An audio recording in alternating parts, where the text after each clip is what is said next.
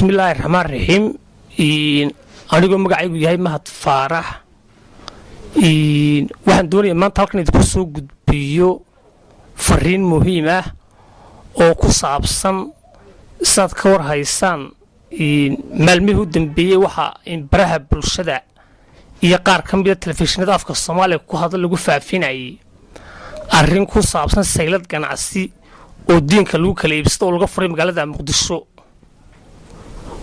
walaalayaal waxaan idin sheegayaa diinka waxa la yiraahdo wuxuu ka mid yahay xayawaanka tirada yar ee ka sii haray ugaadhina duurjoogtaha ee dalkeena ku noola. ugaadhi dalkeena ku noolad waad ka war haysaan bar waxay u qaxeen wadamada aynu ku jaarkanahay Afrika intii kalena waxa urusay dawladaha Carabeed ee ay ka mid yihiin Imaaraadka Carabtu, Qatar iyo Kuwait waxaanay ku xariiseen xiriir halkaas ku yaala. walaal baadhisan sameeyay waxaan ogaanay imika arrintan diinka waxa ka dambeeya dawladda Imaaraadka Carabta waxaanay doonayaan diinka iyo bahasha la caasho baridaba inay urursadaan oo ay ku xariistaan xiriir ku yaala dalkooda oo ay dadka dalxiiska lacag ka qaataan. waxaan intaasi ku daraya dawladaha Carabeed waynu ka war haynaa abaarihii dalkeena ka dhacay wax allaala wax aawima oo inay siiyeen iyo wax taageero oo inoo geysteen ma jirto. maantana waxaan uga taaglanay xayawaankeenii.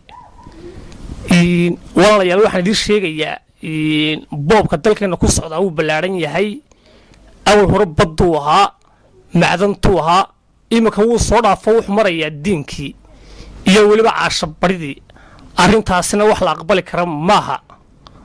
arrintu markii caynkaa tahay waxaan idin sheegayaa baddiinna ilaashada, khayraadkiinna ilaashada, macdantiinna ilaashada, diinkiina ilaashada oo ha aqbalin in la gurto.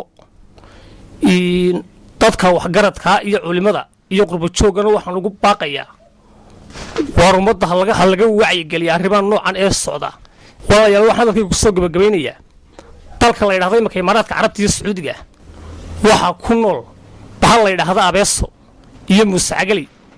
abeesada dalkooda ku nool haddii aad qof ajnabi ah tood sidaa u eegto wax kale iska daayo xabsi bay ku rideen waxay koranayaan madaxaha ku furto.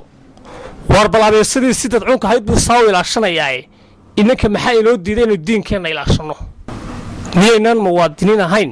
dawladda Soomaaliya waxaan ugu baaqayaa dadka arrimaha noocaas wada in laga hortago oo tallaabo sharciga waafaqsan laga qaado. waayo waxa weeye nimanka madaxda iyaga dadka uga mas'uula inay khayraadkooda iyo hantidooda u ilaaliyaan.